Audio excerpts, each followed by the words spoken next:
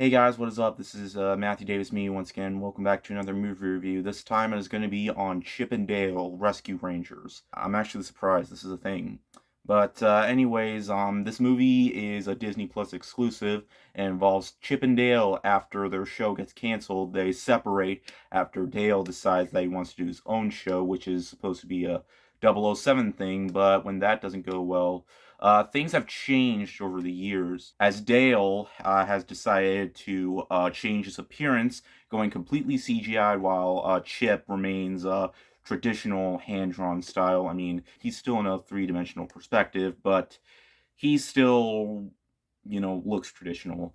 Anyways, things start going wrong when the world that they live in, like the cartoon-ish world, characters start getting kidnapped and start turning into bootleg versions of their regular character types, and they're being used to create bootleg rip-off movies and stuff like that. And Chip and Dale reunite, even though Chip doesn't really want to reunite with Dale because of what happened and stuff like that. They decide to become rescue rangers again, sort of temporarily. But yeah, this movie actually exists, and I wasn't actually sure if I wanted to watch it because I don't use Disney Plus unless I really have to. And in this case, I did really have to watch this movie. I mean, I didn't have to watch this movie. I mean, I sort of wanted to watch it after hearing some buzz about it. Some people are saying it's really good. Some people are saying that it's all right.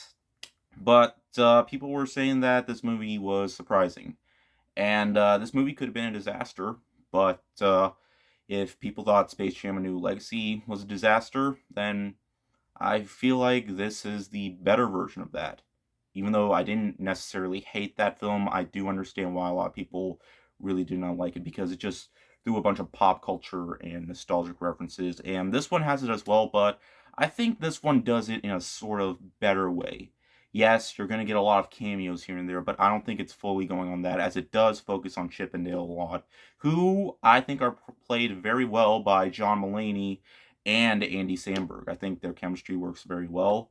And what I love is that while sure, their voices aren't high pitched like normal chipmunk voices. I mean, they're playing basically, they just use chipmunk voices in their show.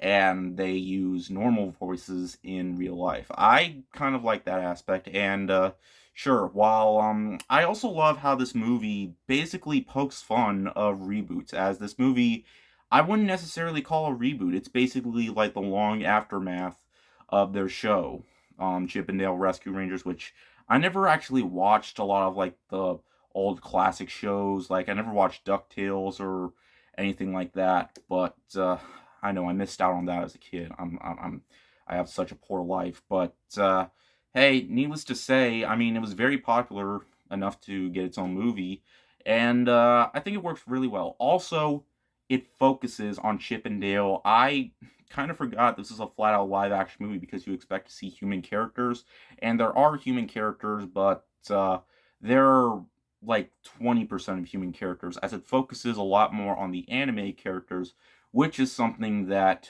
people wanted to see. And I really wish they could have done that with the new Tom and Jerry movie, but they didn't. I'm still kind of disappointed about that. But hey, this film makes up for it, and though, like I said before, I haven't watched the original cartoon, but yeah, this movie really doesn't feel like a reboot, and it makes fun of so many, like how we get so many crappy reboots of cartoon characters just being completely CG'd and rapping and stuff, particularly the Alvin and the Chipmunks movies. They make some really funny references roasting that and how. Okay, I'm not going to spoil anything for you because yeah, but I really like that, and I will definitely take this movie over four crappy live action chipmunk movies because, hey, at least I can handle their voices in here and they're not doing cover songs.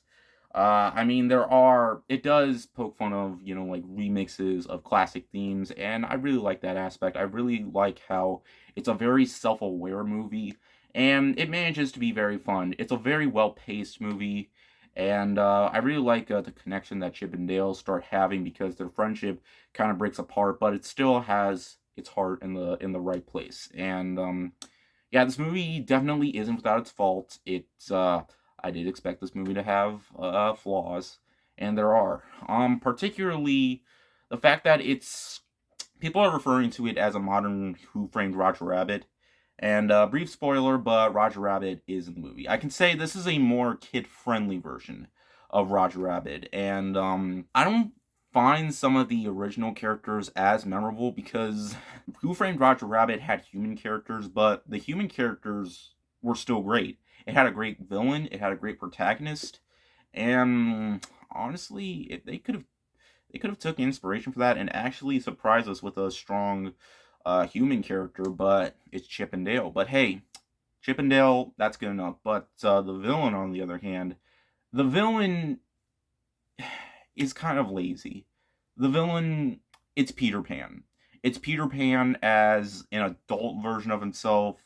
You know, he's. I just don't know. I mean, did they really have to take, a childhood Disney character and just make him what?